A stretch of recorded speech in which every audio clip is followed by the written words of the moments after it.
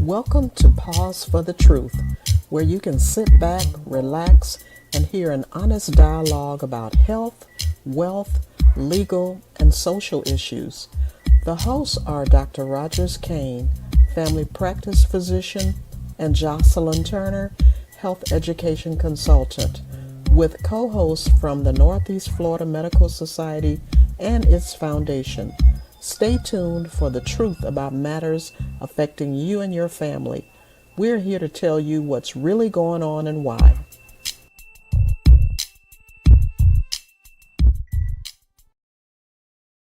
All right. Good evening, everybody.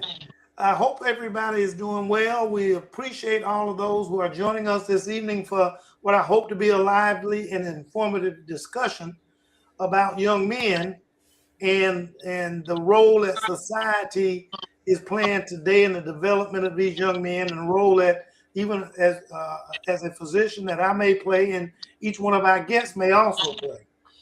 Um, what we're up for the discussion tonight is the silent struggle that how young men navigate the complex truth to manhood in today's society. What we want to look at is um, from an early age, many boys receive powerful messages about what it means to be a man. Be strong, don't cry, handle things on your own. While some of these messages are meant to build resilience, they can also create barriers to emotional expression, connection, and even seeking help when it's needed the most. As a physician, I've seen firsthand how unspoken stress and suppressed emotion and societal expectations can show up just not just in mental health, but also in physical health and an overall well-being. I also see that as a father. I do have one son, and even though he's on the much older side, I do remember encountering and dealing with what he had to do with the stresses and concerns he had. So tonight we want to bring some of those struggles into the open. We want to explore how learning to navigate identity and pressure and purpose in today's world, and more importantly, what we as families, mentors, and communities can do to support them in becoming confident, emotionally healthy men. We're honored to be joined by distinguished guests and panelists who bring insight, experience, and real-world perspective to this conversation. So stay with us as we pause, reflect, and speak the truth about what our boys are facing today and what they truly need to thrive. So, with that in mind, I want to introduce, at least have our guests introduce themselves as to who's going on, who they are. First of all, we're going to introduce our behind the scenes guy, Mr. Jackson. This is one of the times he's coming from behind the scenes, and because we do need him up front, with Tyrone telling you how he has, some boys on his own. And discussing why he especially wanted to have this conversation. Tyrone, how you doing today? I'm doing well. I'm doing well. And I want to thank all of our guests. And I'm sure you'll get to that, Dr. King, and we're going to give them an opportunity. But, for the last 225 episodes, I've been labeled as the behind the scenes guy. I don't know how much behind the scenes I am, but, it is a running joke amongst us. And Right. my thoughts is, Miss Jocelyn is away, so the men get to play. And that's where the conversation starts at today. I'm gonna say the men get to say. So the men get to say. That's exactly what I'm saying. So we always enjoy having Miss Johnson. We miss her when she's gone, but it does give us an opportunity to tackle some subjects that are male centric, and this is one of them. Cool. So the next guest we have is Mr. Andrew George. Mr. George has joined us before. Mr. George, tell us quickly about yourself. Remind us anyway. My name is Andrew George. I am a board certified behavior analyst here in Jacksonville, Florida. I'm the owner of Pro Social Behavior Health. I also work for Translight Education in the special education realm, exceptional education realm. Awesome. Now, within the capacity of your job, I happen to know a little bit. You deal with young men all the time, correct? Correct. Okay. And some of them are trouble, and some you're just mentoring for the sake of mentoring. Yes, sir. Okay, all right. And next we have Mr. Corey O'Neill. Pastor Corey O'Neill, I have to get used to that. I love looking at the sign behind him, but okay, that's another subject matter. There you go. So, Pastor O'Neill, can you go ahead and reintroduce yourself to our audience? Yes, sir. Good evening, everybody. I'm Pastor Corey O'Neill. I'm the senior pastor of New Beginnings Outreach Ministries here in Jacksonville, Florida. I also serve as the program director for Project Rise with the Partnership for Child Health. And pretty much what we do is we work with at-risk youth, children exposed to violence, and we run the Youth Anti-Gang Prevention Program, which partners with the Jacksonville Sheriff's Office. Pastor O'Neill, you got like 500 jobs with a Yeah. But only one check. And Mr. Jones, introduce yourself. Good evening, gentlemen. Thank you for the opportunity. My name is Trevon Jones. I am the founding director of Truth Synergies NFP here at East St. Louis. I'm a Marine Corps veteran and man of God. I serve as the kind of campus pastor for Good Samaritan Ministries of the Metro East. Happy to be here with you all tonight. Awesome. Very good. So, all right, guys, so let's get started. I'm going to ask the first question. Tyrone's going to chime in with some of the questions that he has as well. From your perspective, and anybody who wants to jump in first, feel free to do so. What are the biggest challenges boys face today on their journey to manhood? Anybody? All okay, right. You want me to be a school teacher and pick out somebody? Go ahead and kick it off, Corey. Okay, I will say this. I grew up without my father. My father passed away when myself and my twin brother was just a year old. My mom was pregnant, so it was a total of 6 of us. And what shaped us was the presence of my grandfather, my mom's father. He was there. He was a man of little words, but he showed us by example what real men do. And so he showed us that real men take care of their families, real men go to work, and real men love God. Those were his three key principles: love God, go to work, and take care of your family.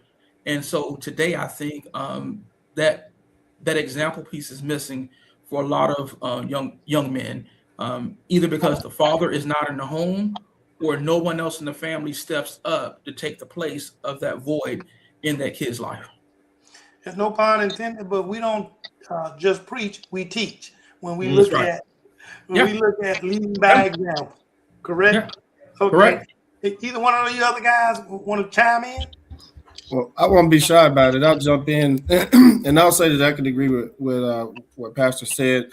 And I think one of the things that really kind of holds us back here is there's a little bit of a misconception that this generation is dealing with new things, right? But we know that the Bible tells us there's nothing new under the sun.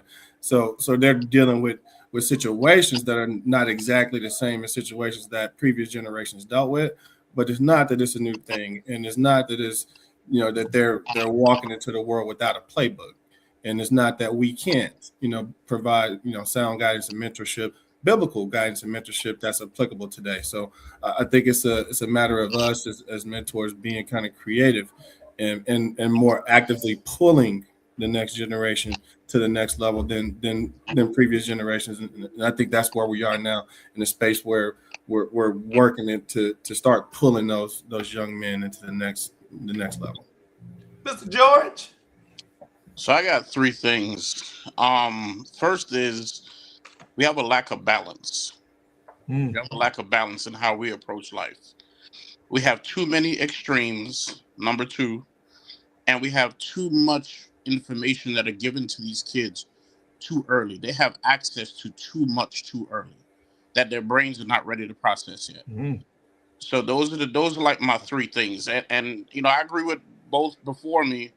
And there's nothing new under the sun, but there's so much that is thrown at them at such a young age now. Like MTV Cribs came out, we didn't know what rich people had in their house. But now all these kids know, hey, I don't got it if I don't have Gucci flip flops. You know, we didn't know that stuff growing up, so I was cool with the feel of run balls. You know, so I think that's a big part of it. Is so much is thrown at them so quickly, so young that they don't have time to process or understand. But I think that's so true. But I think that we neglect to change with time. When we do not change with time, it's hard for us to raise men to be productive citizens of society. I.e., when I grew up, I didn't go on my first cruise until I was 21. I didn't go out the country. All of my kids from 19 now to 6, they've been out of the country. They've been on cruises. We travel, we fly. They live good. We eat good. They haven't wanted for anything. There were times when I grew up, I didn't know where our next meal was going to come from. But that's something my kids they do not have to experience. But yet and still, I'm teaching my kids now that everything that we have, I worked hard for. I worked hard for. There are things that they're being exposed to that we weren't exposed to. So I feel that we can't say we're not going to expose them to it because it's at the fingertip. I think we have to get ahead of it and teach them, like you said, the MTV Cribs thing. My kids love looking at stuff like that, but I let them know it comes with hard work. It comes with dedication. It comes with putting in the work. So I agree with that, but we have to move with time. We have to move with time. We change, we change with times, but we should change with time, but times are definitely changing. So, yeah. Mr. Jones, you wanted to say something? No, I was going to say I was agreeing with the things that my brother was saying there, and I think there's space and opportunity for us to change the narrative, right, and going forward. And I think a conversation like this is beautiful and a good start space. So I would love to see this being duplicated in other spaces and really having some go forward steps from there to help other brothers communicate this same thing. Iron sharpens iron. So now I would like to kind of delve into one little thing. As I looked into this here and was talking to some others, that in the adolescent years, the ages and grades of 1 through 6, that 90% of the teachers in that age group are females. Okay, so now we're talking already about an absent village. We're also talking about a reduction in the men in the home. And then now we have the children in front and being taught by women with their expectations. So my question is simply, what type of effect is that showing to be on these young men as they grow through life? So I'm going to jump off of a point that I made earlier about the lack of balance. That's part of it. We have young men, especially African American or Black young men, they never get to see Black men as caretakers. And this is where it jumps off to extremes. So I got to be tough. I can't be a caretaker. That's not tough. But the toughest thing you can be is a father. But they never get to see that. So I think that jumps right off with the lack of balance in the extremes. So I want to as a man, for sure. But go ahead, Mr. Jones. So I want to add to what he's saying there too, because I think it's important for us to really to understand what Black masculinity looks like in a positive way, right? So I'm on a call with 3 other panelists who are big brothers with big beards, right? But not the type of characters that we see portrayed in popular media, right? When it comes to Black masculinity, not gangster, not thuggish, you know what I mean? So this is not the picture that the world shows our young men, and I think we need to be the ones that change that. Well, Mr. Jones, you raised an important point. We often say it takes a village, but the village is sometimes empty. Who's the primary influencer? Keyword influencer for a 15-year-old young boy today? Yeah, that's a good point. I would say for the masses, the majority of youth in Black communities, that's probably going to be one of the rappers, and I think that's an issue, right? So, where are the community leaders? We had a community or a generation of folk who were taught to kind of idolize and look up to celebrities, but generations before us were not that way, right? So there were community leaders, there were national leaders, right?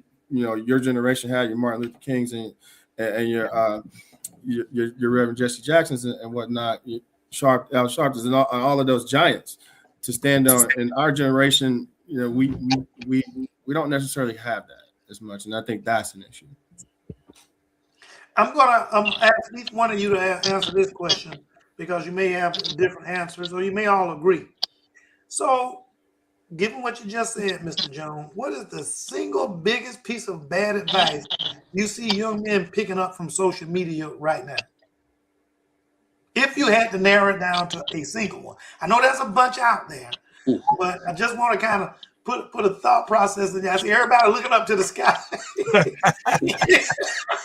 You saw that, Tyrone? Everybody started looking up to the ceiling like the answer's going to fall from heaven and give them that answer. But I think that's an important question because, you know, since we're limited for time, but we still want to have a very important discussion. You know, each one of you just give me your single piece of information, the single biggest advice, bad advice you see young men picking up from social media right now. I would definitely go with this image piece, that you have to fit within a certain image to be cool, to be accepted. Working with JSO's gang unit, working with at-risk youth, every kid feel like they're important because they have a gun in their hand. And it's not even a gun. It's a certain type of gun. It's those Dracos. It's those illegal guns. It's in the need to be accepted by the wrong crowd is what I'm seeing now.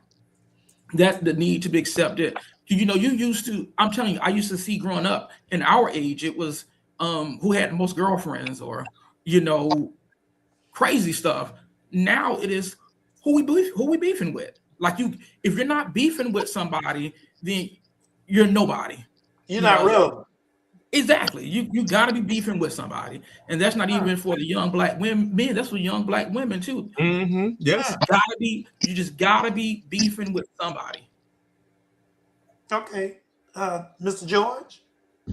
So it's interesting because I think we're in a place now where it's transforming right before our eyes.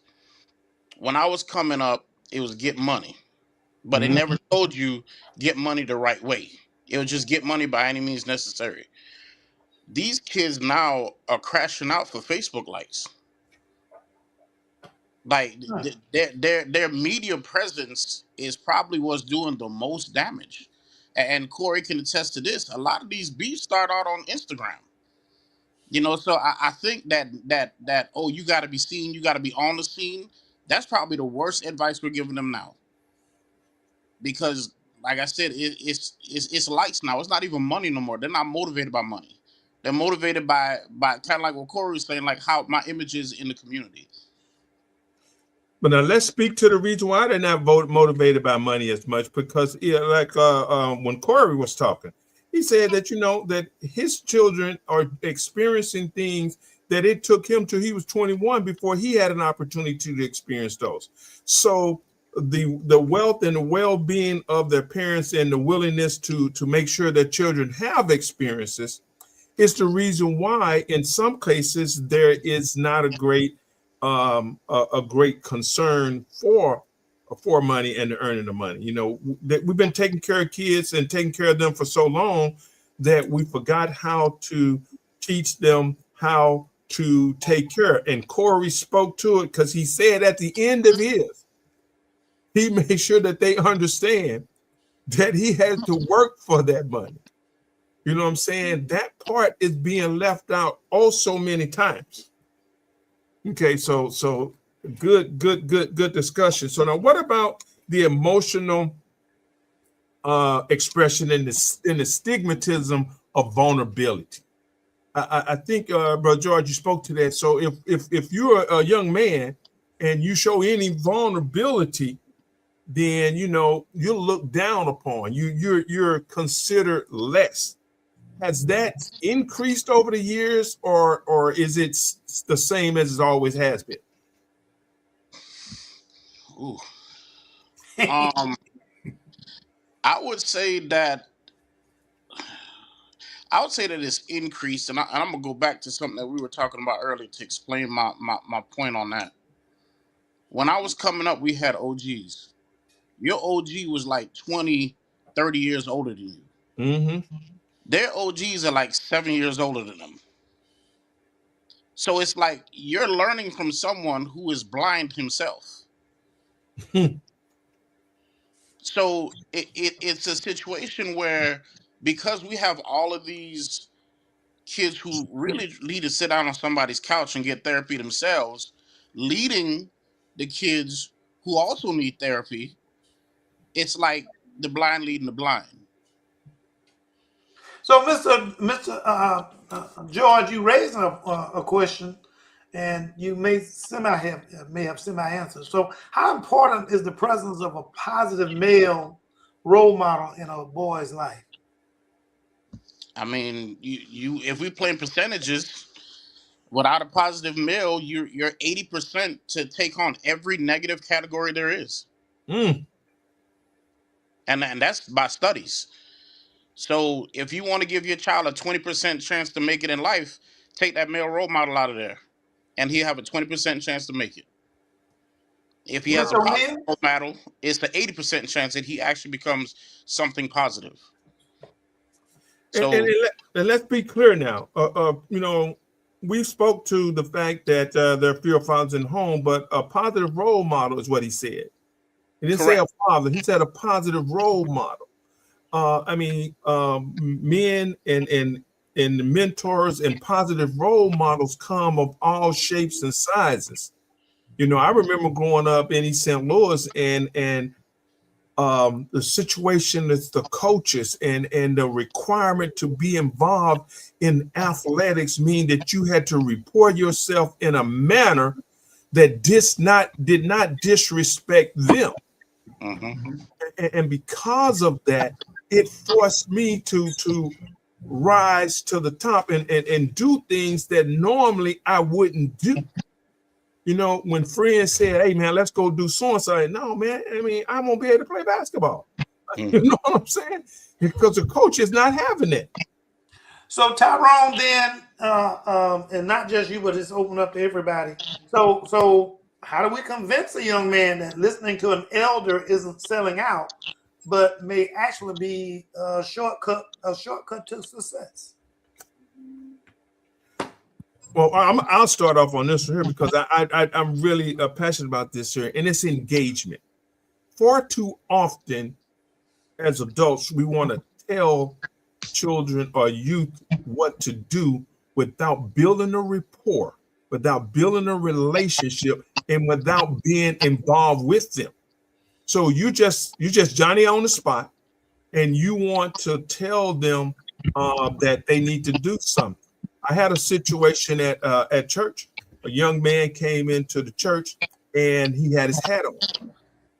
All right. The assumption for all of the older members of the church is, what is he doing in here with his hat on? I asked a simple question was, well, who went to him and asked him if he even knew that it was disrespectful to not have a hat on? And upon bringing it to his attention in that manner, he would say, well, oh, what was his comment? I didn't know. He took his hat off, sat down, enjoyed the sermon, and continues to come back. Had the other approach been taken where they sat there, they talk, don't say anything, then the opposite is achieved. And that's what Brother George said, positive influence. Anybody else want to chime in on that? I believe that it's important for engagement to start early. Working in this field, trying to mentor someone 13 or 14 that's out there, you're way past prevention. You're into intense intervention, and the likelihood of that kid really making a change is going to be difficult. I don't care how you look at it. These kids, a lot of them that's just out there, they've been doing what they've been doing for majority of their lives. And so, and if you do step in, I would say consistency is going to be key. We're quick to give up on kids when they make one mistake. I don't really follow statistics that much. I don't follow research that much, because when you survey 500 people, you're not speaking for the country. When you survey 1,000 people, you're not speaking for the 300 million people out there. But I know in our program, the youth that we have connected to a mentor, we literally see them go weeks, months without getting into any trouble. And this mentor is consistent. He's seeing these kids 3 times a week. He's spending hours with them on the weekend. And I've seen it through my program. The moment the mentor disengaged for a matter of 2 weeks, over half of the kids on his caseload got into trouble. Okay. I can't speak for the rest of the youth, but just that particular group that I had. And so that consistency, it works, but it works, but you got to be consistent. So it's important. It's important. Mr. Jones, you wanted to say something? I do want to follow behind him, and I'm glad. Thank you for sharing that story, but I'm glad that he shared that. So I agree with him, and what I would add to that is when your engagement adds value to that youth, especially outside of that one-on-one or that engagement with them, it is something that's likely more impactful that they can take with them. So one of the things that we do at Truth is we teach what we call personal development power tools. And these are things that you can utilize when you get into spaces. And when you're in our space, it's very therapeutic and it's easy to, to open up and work with your mentor and such. But you got to go to the church's chicken and we still going to shoot each other if we step on our J's, right? Mm-hmm. Unless I know how to do this breathing technique and I can regulate myself by utilizing this breathing technique or whatever other, tools that we utilize that particular day, right? But I think it's important that we give people a thing to take with them outside of that engagement, because while we're with them, young people, they'll be straight while we're with them, right? And while we're working with them, but if you don't give them something that's lasting and something that they can put in their pocket, put in their tool belt, they'll revert back, very, very easily. That's good. Andrew George and I, we're play facilitators for, it's called Preventing Long-Term Anger and Aggression in Youth. Right. It's a program that was instituted by Dr. Howard Stevenson in the University of Pennsylvania, and that breathing technique is one of the techniques that we use. Breathing, inhale, exhale, location where the anger is, and all that. So it works. It works. And I'm gonna tell you this: being able to change with time is also part of being a positive mentor. I listened to Tyrone's story about the young man with the hat on. We young men come into the church with hats on. We let them keep their hats on because we're in a generation where that's not disrespectful. And when we go back and we look and see, is it truly disrespectful to us, or is that what we were brought up in? We were brought up on, when you come into a home, you remove the hat. That doesn't make it disrespectful. We were taught if you put a hat on the bed is bad luck. We don't believe in that now. And so just being able to meet the young people where they are and then begin to teach them proper things. And because me and my son, we were at a church before, and a young man had a hat on. A deacon came from out the balcony and told the young man, "You need to move your hat, or you need to leave." And guess what that young man did? He got up and he left. Gotcha. He got up and left. Yeah. So I'm going to ask a question that goes along with this. It's going to be kind of a multi-phasic question. So, what are the early warning signs that a young boy may be struggling emotionally, and what happens when that young boy is taught to suppress his emotions like sadness or fear? Can I start this one off? You sure can. So just because we're talking about the hat situation, right? I was doing some work with a program, and these were the people who taught me what trauma-informed care was, like way back in like 2016. But they had a program downtown St. Louis, and there were 175 ninth graders, right? and there was about 75 mentors involved in this program. So very well staffed, very well run, except you bring 150 kids into this space, and about 40% of them were wearing do-rag, hood, Beats by Dre, hood number 2. And it was very apparent to me that the vast majority of these kids were in a extremely protective pot. They're protecting their head, right? There's a trauma in their life, but nobody was there was not a mechanism involved to pull a kid to the side and say, is there something that we need to talk about? There was none of that. So we talk trauma informed, but we don't embed those things into how we do business as much. And I think that's the thing that we just really look at a kid, right? If a kid's got 4 layers over his head, he's protecting himself from something. Let's have a conversation about that. Most definitely. Yes. Anybody else? So I got one question that I ask every kid that comes into my program, and it's so telling. And what I ask them is, when you get frustrated or you get angry or you're sad or you just come into any general problem, who do you talk to? 90% of the kids that I talk to, their response is nobody. I already know what the deal is at that point. 90% of the kids, that's their response. Nobody. So with those individuals that you mentioned, when you do see them having some emotional issues, let me ask you this. How does that suppression of their emotions, how do you recognize that, or how does that show up later in life?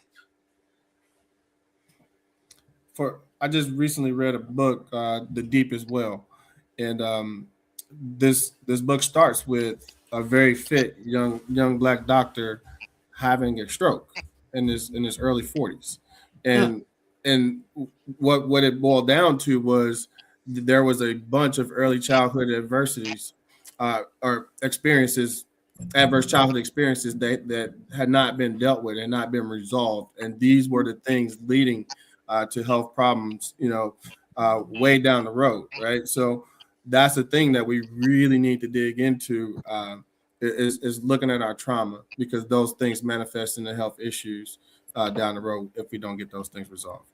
So that's a matter of early childhood experiencing, and which helps shape the young man's identity and coping skills. Is that kind of what we're looking at in terms of what we may need to do to assist that young man and to moving forward in his life? I'm just asking a question. I'm not. Well, I don't think not only coping skills, reaction skills. We teach these certain kind of things, tell them how they respond to stimuli, how they respond to situations, how they act when in opposition in any way. And that is where we really have the great challenge, because addressing your trauma, addressing and being able to speak forth and understand that you're right to feel away.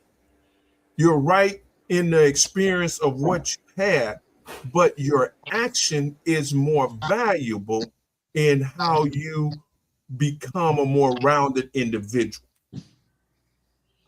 So that's how I see it. Well, gentlemen, I want to ask you all to hold on for me for just a moment. We're about halfway through the show, and every day, every time we have our show, we have a mid-show minute. And through this here, we just give some additional information. So I'm going to ask everybody to sit back, drink your favorite beverage, and give us an opportunity to put forth to the listeners our mid-show minute. Welcome to Mid-Show Minute. Today is May 5th, 2026, let's talk about the village, because a lot of boys are growing up without one. We tell them to soar, then hand them no manual for the takeoff. Here's the truth and the tension. The CDC reports youth suicide rates ages 10 to 24 fell nearly 12% from 2021 to 2024, largely because young men's rates dipped. That is real progress. A JAMA study found youth suicides were about 11% lower than projected after 988 launched. Access matters, but the ground is still shaky. A century-long analysis shows youth suicide risk has been creeping earlier and higher for more than 50 years. In 2025, over half of under 18s who took a depression screening reported frequent suicidal thoughts. That's an alarm bell, not background noise. Why are boys still stuck between takeoff and tailspin? The village has thinned. Classrooms, especially early grades, are mostly staffed by women who do incredible work. Yet many boys rarely encounter consistent, engaged male role models in school. A kid can only copy what he sees. If he never sees healthy masculinity modeled up close, the algorithm becomes his coach. And the algorithm is loud. It rewards heat over heart, clicks over character. It can't teach a handshake, an apology, or how to convert anger into purpose. There's also a double bind. Be tough, not cold. Be open, not weak. Mixed signals turn feelings into shame, and shame turns silence into pressure. So what actually helps? First, keep widening the on-ramps to care. 988 works when more people know and use it. Second, make mentorship normal, not exceptional. After school, on teams, in faith centers, in barbershops. Third, invest where representation grows. HBCUs produce half of black teachers, while black teachers overall remain a small share nationwide. When students see themselves at the front of the room, hope shows up in the back row, and safety isn't abstract. Families and communities can reduce lethal risks like securing firearms to buy time for help to arrive. If you're a boy or a young man hearing this, you're not broken. You're learning a language many of us were never taught. Find one adult who listens. Ask one honest question. Take one step toward help. We didn't lose the manual. We're rewriting it together in public, one conversation at a time. Watch the full episode for the deep dive, the classroom gap, the algorithm trap, how we rebuild the village on purpose. You're not alone. 988 if you need it right now. Wow, Tyrone, that was excellent as usual with your minute, our minute. And the day was a little shorter than others, but boy, it still hit the point.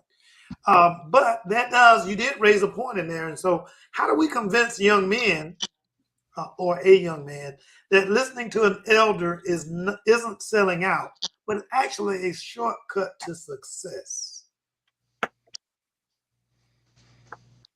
Anybody? George, look like ready to say something. Well, I'm gonna jump off of what Pastor Corey said. It's early intervention. You know, it is hard to get into their heads when they already made their first sale, or they shot their first gun, or they got their first op, whatever the situation is. We got to start real early, and then we also gotta. And again, going back to my original point with extremes, we got to show them that there's so many ways to be successful that it interests them as well. I think a lot of our kids are just underexposed now. For the men on this panel, our kids are probably overexposed, you know, because we've worked hard to get into the positions to get them there. But for the average kid, you know, you ask a kid what they want to be in Jacksonville: football player, basketball player, rapper. Half of them don't even know what an architect is. Mm. So that early exposure, that early intervention is key with getting them to listen to the older crowd. And I think us sharing shared experiences matters as well. Yes. Um, we have to share with them some of the struggles that we went through, and share with them the insight, the advice, and the correction that we got from our elders as well. And then we're fighting against. I know I'm getting in trouble by saying it. We're fighting against a system that is not a good example for our youth. When you got football coaches, coaches that coach for the Pop Warner, when they're selling drugs and they're cursing at the kids during football, right? They're smoking in front of the kids, and you have the not so good influence people supporting the park financially. And so we have kids looking up to not just on social media, it's right there in our community. It goes back to what Tyrone said. I had a coach, Coach Michael Dortch. I played baseball at Pine Forest growing up. You couldn't bring a C and play football for him, baseball for him. He made you sit in the bleachers, and if you didn't practice, you couldn't play baseball. You know, it was like, but it started at a very young age. I mean, I see coaches now cursing out 5 and 6 year olds, and then when the mom say something, mom, you're gonna make them soft, and there we go, projecting a certain kind of masculinity onto a 6 year old. So now he's 9, and he's thinking that him being a man or him being a young man is cursing the teacher out. So it's hard for us to tell a kid it's important to listen to an elder when the elders that they're actually grew up listening to show them examples. Mr. Jones, did you have anything you want to say? Yeah, I do. So I think we have to go back to adding value, right? So the reason that a kid can listen to one of those coaches and project himself onto that image of that coach is because they see the football skill or sports skill as value added to them, right? So us as men of character, if one the vast majority of the kids that I run into have a physical need, they're hungry, right? So we feed kids, and now that you're eating, let's deliver some other value to you, right? So a lot of kids are looking for jobs. Well, most of the time you just need a good resume and an advocate, right? So yeah, I'll write a resume with you. I'll give you a letter of recommendation. I'll walk you up to this interview, right? We'll get you in the suit, whatever we need to do to add that value so that kid can weigh out the value that they get from the world and outside, negative forces versus what they get from us and make their own choices. Dr. Kenneth Jones asked the question, why do we put up with the behavior or tolerate the behavior from these coaches? Because parents want the payoff in the end.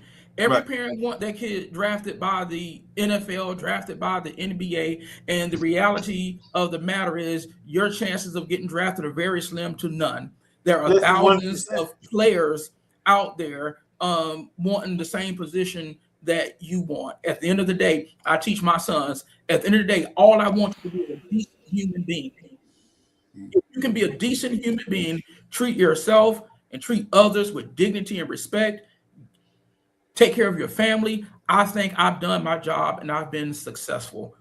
But there's just such an image out there that our young Black men feel like they have to fall into that image. They have to fall into that stigma, or they're not. They're not it. But that's far from the truth.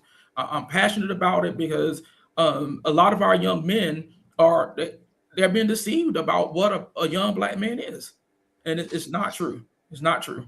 Well, there's another more obvious reason too: babysitting. Give the parents a break. So, given the option between having a good quality person rearing their child and no one at all, when them having to rear their own child, then they select which is easiest for them. Now, I when the question came up, there was something I wanted to say prior to that, and to your question, Dr. Kane, and it's something that in a world where social media is what it is, and it ain't going nowhere, then one of the things I think would be helpful is for us to have intentional influencers. As adults, why are we not creating influencers that speak to them based on our on the message that we want to get through them. Because let's be honest, what are the two most powerful reasons for an influencer to exist? Number one is to feel empowered, for people to like them. But number two is economical. It is monetary. All right. So if you really want to reach you, then create influencers that are influencing the way you want to go and not allow them to just influence all willy-nilly. So Mr. Jackson asked, what are the interventions for the adults? Can I One answer of our that? listeners. Go ahead. Yeah, I would, and I love that question, and I think it's something that we do need to lean into more. So what, and I would change this question just a little bit and say, what are interventions for parents, right? So you talked about childcare and the choices that parents have to make, quality childcare versus no childcare. But I think there are opportunities for interventions for parents and things, but I think those things exist in the church, right? And they don't really exist outside of the church. So if there every black church in America that I know of is doing the best that they can to increase their men's ministry, right? So if you're a dad looking for an intervention and you just need some help and you need an iron sharpening iron situation, there's a church within a mile of your house, I'm sure of it, if you live in a black community, right? So go find that men's ministry, right? And I think the answers are local. Yeah. All right, but I want to take a real quick moment. I see Dr. Moses has joined us, and I wanted to welcome him in. Glad to have you into this conversation. It has been very robust. We've covered a lot of things. So thank you very much for coming in and being a part of this discussion. And I'm gonna lead out with this next question, and I'm gonna ask you to chime in, Dr. Mosley. What is the importance of mentorship and positive role models against the challenges that our young children have today? Good evening. Mentorship is very important. It's so needed. We need to push it more because, again, like I heard someone say that they don't have a lot of that leadership in the home to guide these young men. So we got to have mentorship out here to be able to mentor these young men who are lacking from in their household.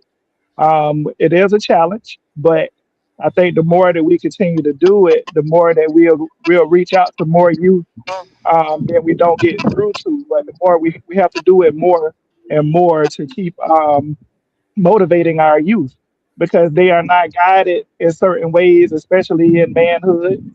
And it's those that are in single parent mom homes.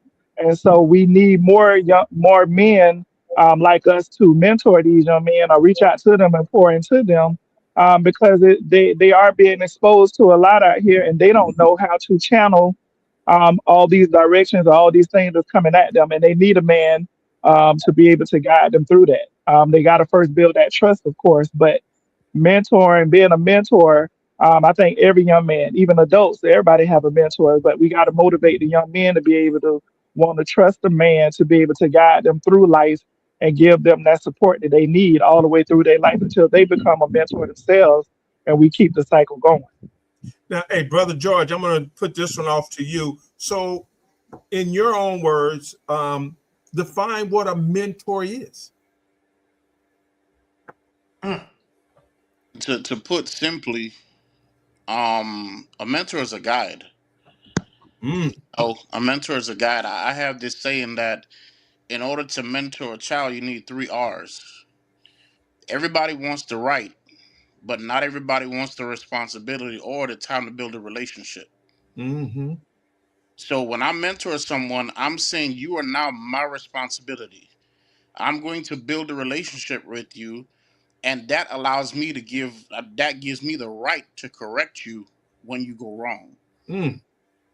But if it doesn't come in that step process, you're gonna lose them because you're not checking me and you don't know me. You're not checking me and you don't come check on me. You don't look for me. Like my brother said earlier, feeding hungry kids. If I'm your mentor and you're hungry and I'm not physically feeding you, man, I don't want to hear what you have to say. But that's part of you becoming my responsibility. You're now my responsibility. So every aspect of your life, I want to put my hands on as your mentor. And I want to guide you, not in the way that I want you to go, but in the way that wherever God wants you to go, and I'm just going to help push in that direction.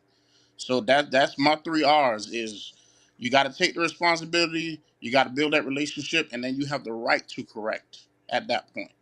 And let me add to that, it always starts off a challenge. But the longer you stay involved with the youth and you show that consistency, it becomes expected. It becomes easy. They look for you for that guidance. So it starts off rocky because they need to know that you in it. You in it for the long haul. You know what I'm saying? You're willing to give of yourself for the betterment of them. And that's what back to you saying, feeding. You know what I'm saying? You see I'm hungry, but you're not going to let me be hungry. You've invested in me. So now it's easy for me to listen to you.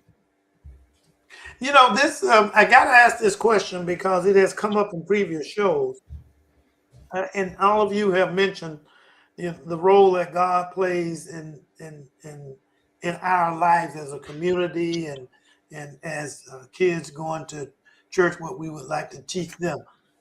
How do we address those individuals who are not in the church? Because we have a large group of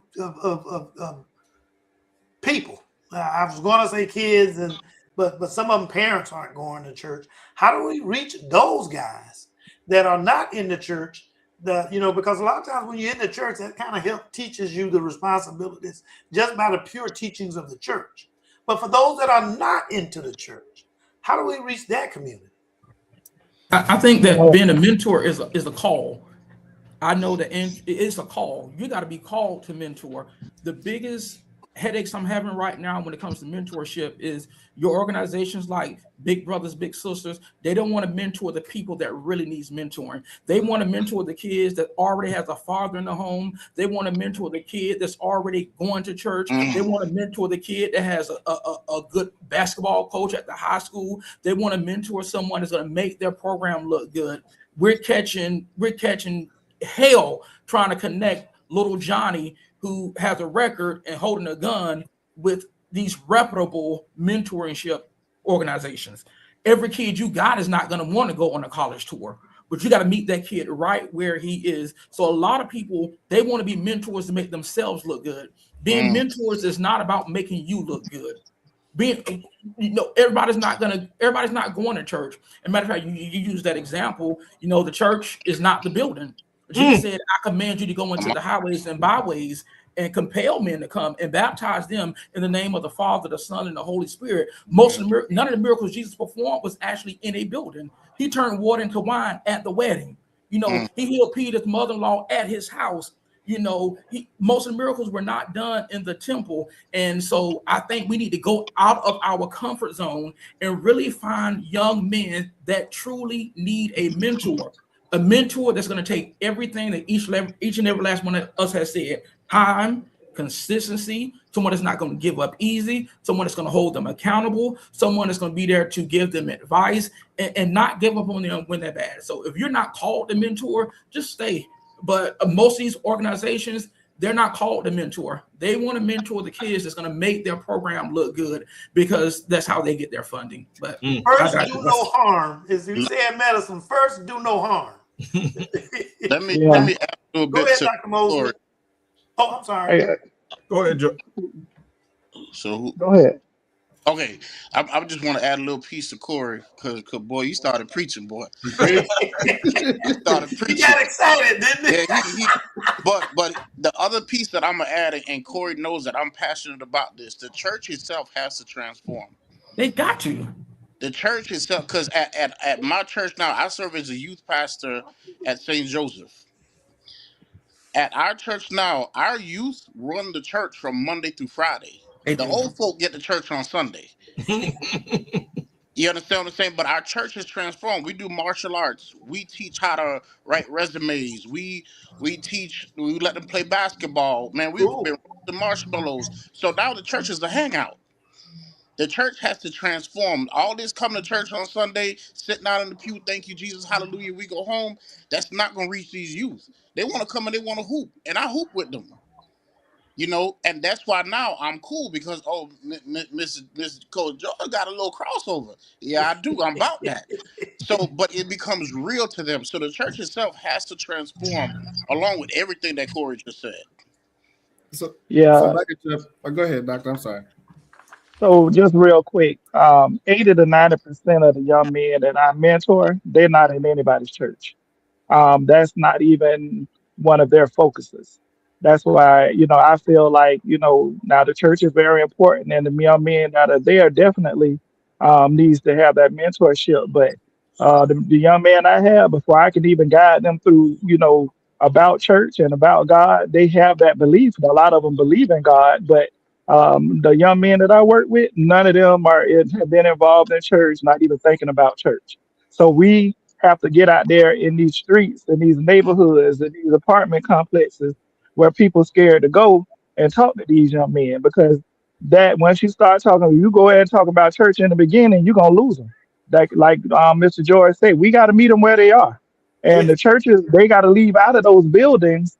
And they walk and want to get everybody saved and things of that nature. And I'm a believer in that as well, but we got to walk and start recruiting these young men and having being able to go where they are and talk to them where they are, because a lot of them not gonna feel comfortable coming to a church.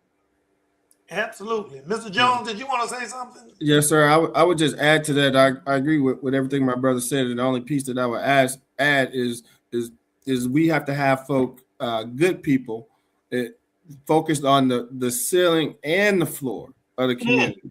So I hate to see it. National orgs coming into communities and cherry picking and playing with a stacked deck Yeah. and those things just to put the check in the box for their grants when nobody's intentionally putting that same energy into dealing with the least of us, right? So Absolutely. if you're not, your community is at risk if you're and you're not helping it if you're not really intentionally focusing good energy and resources into dealing with the floor and the least of us in your community. Well, gentlemen, go Hey, ahead. I'm hold on, sorry. and let's not get it misunderstood. There's a statement that I've heard for many a times, and that sometimes the only God people sees is the God they see in an individual, in you. So we're talking about touching and reaching individuals. When they see it in you and they see it consistently, then their respect and understanding it's grown. It is a lot easier to have or get a young man involved in church after you've gotten involved in him. Because now he wants to go and do what you're doing. Amen. He wants to be and pattern Oh, his life true. off of what he saw in you, because it's something about what you've done that touched him. And so then it's easier to get him to go to church.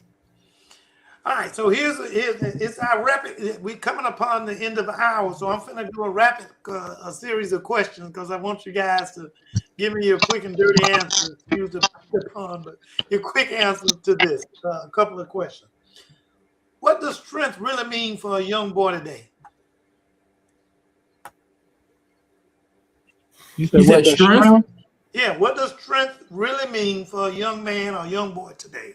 I'll jump in real quick. I think the number one predictor of whether a young man is going to go in the right direction in our communities today is their access to respect, right? So, and what I mean by that is you can really kind of look at each individual and say this young man is an athlete and he gets respect in that realm, or this young person is involved in the church and they get respect in that realm, or this is a straight A student and they get respect in that realm.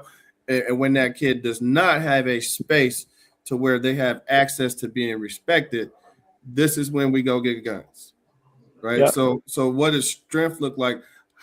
What is my avenue to respect within my community, right? So kids, if we create those pathways, that's what it is. That pathway is the means in which I gain strength. Hopefully that makes sense. Yep. Jim, Um, anybody else? for me, I think strength in these young men is how they're viewed.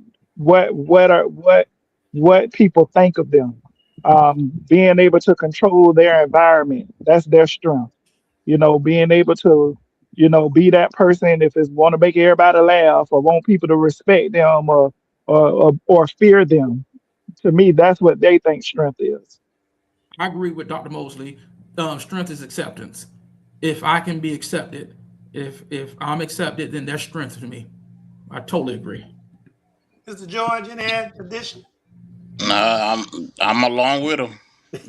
All right. So the next one is, what is the one thing every boy should hear growing up, but often does not? I love you. I love you.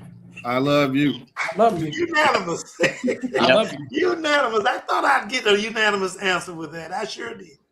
Okay, what anybody can chime in on this. What gives you hope about the next generation of young men? There are more young black men doing good than there are doing bad. We have to Exactly. change the perspective of what social media put out, what the media put out. There are far more young men graduating college than there are going to prison. Yep. Hands down. I would Anybody say else? also it's a Jesus revival amongst young people. You could look at sports. Nobody won nothing in the last 2 or 3 years that didn't have a Jesus revival. I'm just Come saying. on. Come on. Come on. What gives you hope about the next generation of young men? Anybody? I think the thing that gives me hope too is just their access. So access can be negative, but access can also be very positive. Yeah. There are things that they now can see. Like coming up in elementary, I remember talking in social studies about, man, maybe one day we gonna have a first black president. I remember those conversations, but now we see judges, we see the president.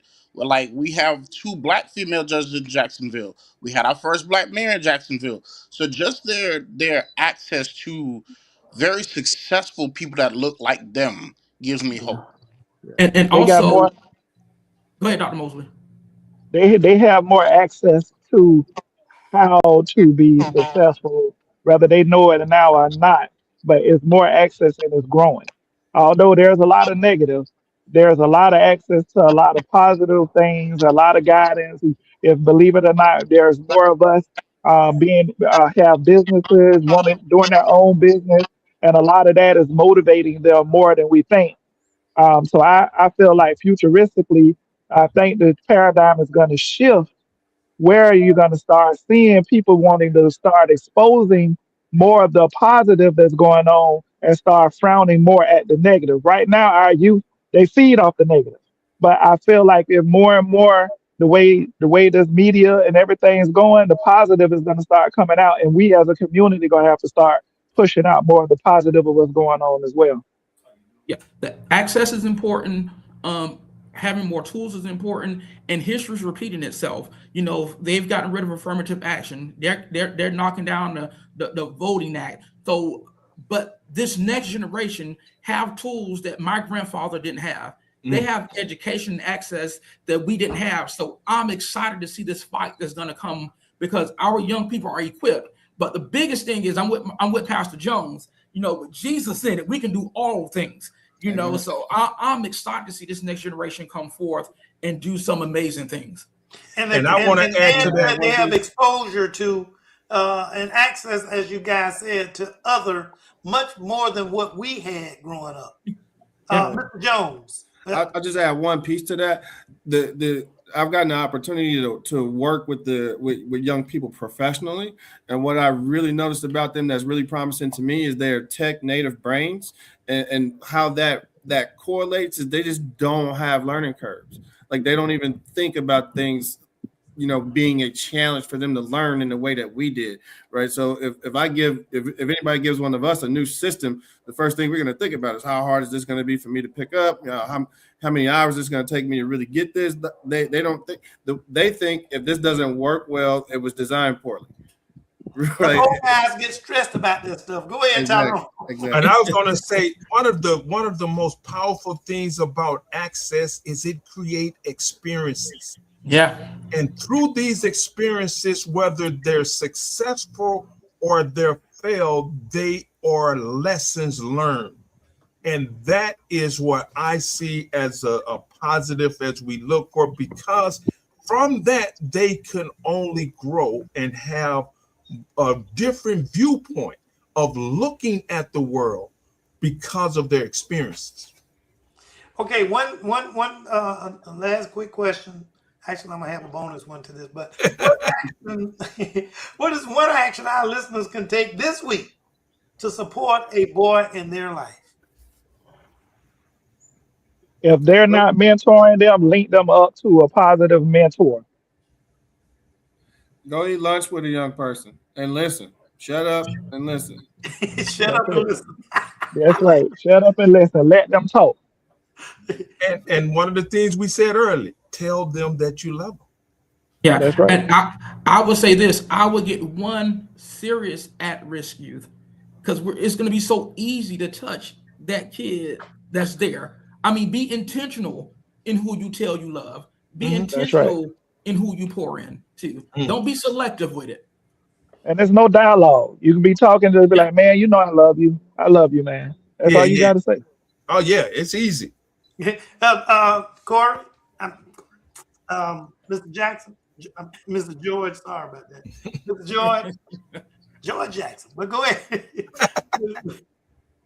You're mute, Mr. George. You're mute. Go ahead. Can you hear me now? Yes. I think my brother said it best. Just shut up and listen. just don't try to interject. Don't try to teach a lesson. Hear their story first. Right. Let them tell their story. And then when they get done telling their story, go get you one of these hardcore boys, let them tell you their story. And then when they get done, tell them you love them. So put it all together. Judgment-free zone. Judgment-free zone. Okay, so this is not necessarily a question for you guys. It's for the audience to think about. Okay, think about a young man in your life, and what message are you sending him about what it means to be a man? Wow. Good. Ask yourself, to our audience, ask yourself that question. Good. And then act on it. That's his other statement. All right, we've come to the end of the show. We've actually went beyond the time, and I like to respect you guys' time. So I kind of want to give everybody an opportunity to have a last minute input and what they want to say. So we're going to start from right and go to left. I'm not left-handed, so I go ahead and start at the right and go left. Pastor O'Neill. Thank you again, Dr. King, for having me on the podcast. Thank you, Tyrone. Just in final thoughts, I just really truly want us to be intentional in our approach to helping save the lives of young men. The population and demographic of young men that I work with, it reminds me of the Santa Claus is Coming to Town movie, the land of misfit toys. Nobody wants to deal with them. Nobody wants to talk with them. They've just been pushed aside, but I believe there's hope for them as well. And dialogue like this is important as we endeavor to try to save each youth, one youth at a time. So I want to commend all of you gentlemen for the work that you do. Continue to let God lead you and guide you. And thank you all for your time. Pastor Mosley.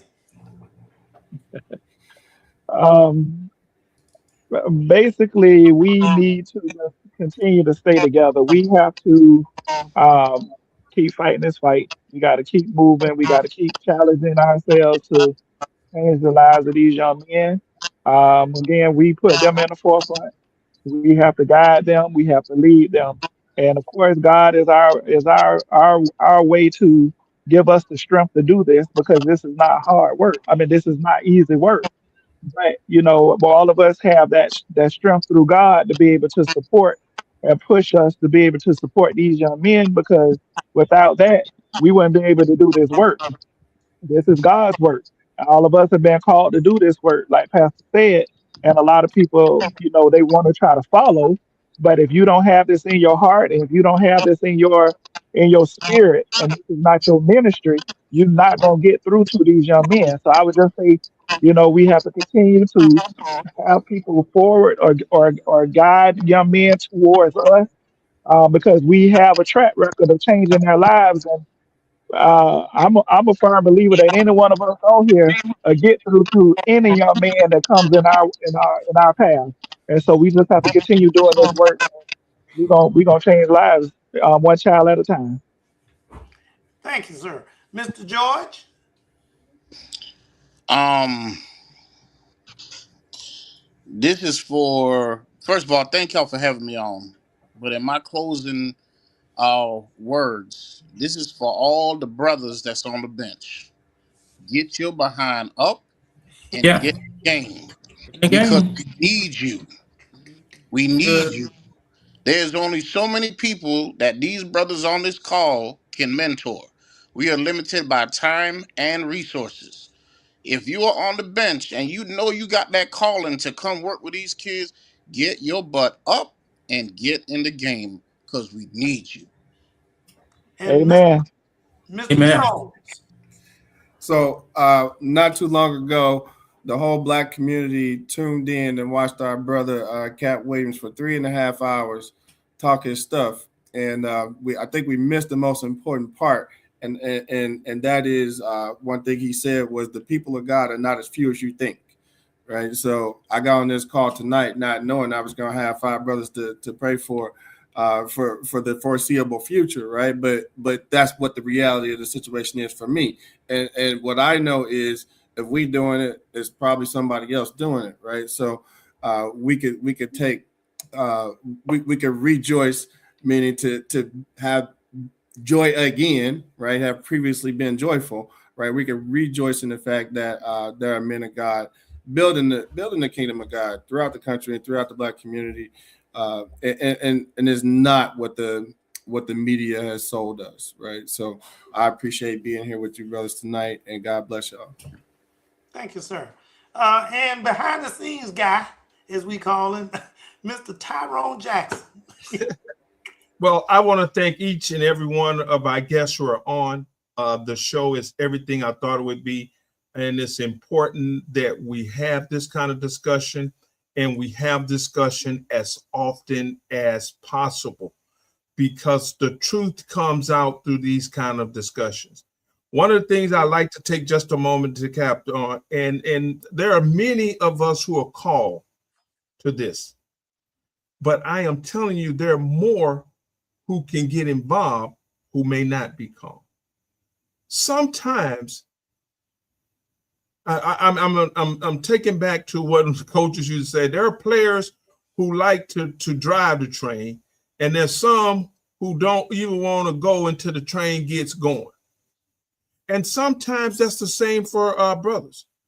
Get involved with men who are doing things, churches that are doing things, and slowly get yourself involved. It is difficult to be around these young men and not want to pour into them. It's very, very difficult. So put yourself in a place to get involved. That's what I want to give to everyone who's listening. Okay, thank you, sir. Before I'm gonna give my closing statement, but I want you guys to just stay on just a couple of minutes after we finish the podcast, so we can have a little discussion on something. But for my closing remarks, so as we bring tonight's conversation to a close, one thing is clear. Our boys are navigating a complex path, often without the language, the support, or the safe spaces they need to fully express themselves. The silent struggle we discussed tonight is real, but it doesn't have to remain silent. When we create environments where boys feel seen, heard, and valued, not just for their strength, but for their honesty, their emotions, and their growth, we begin to change the narrative. We begin to raise young men who are not resilient, who are not only resilient, but also compassionate, self-aware, and connected. This work doesn't fall on just one person or one system. It takes all of us. It takes a village, period. Parents, educators, mentors, community leaders, we each have a role to play in shaping what health and manhood looks like for the next generation. I want to thank all of our guests for sharing their wisdom and perspective, and to thank you, to our viewers, for joining us in this important conversation and discussion. Remember, real strength includes the courage to speak, to feel, and to seek support. Until next time, I'm Dr. Rogers Kane, and this is Pause for the Truth. We appreciate you spending time with us on Pause for the Truth. Ms. Jocelyn Turner and Dr. Rogers Kane are grateful for your support. Don't forget to like us on Facebook, catch us live on Twitch, and most importantly, subscribe on YouTube. A big shout out to Tyrone Jackson at Call Tyrone IT Services for keeping us connected. Join us every Tuesday at 6:30 p.m. Eastern Standard Time for more enlightening discussions. Thanks, and see you next week.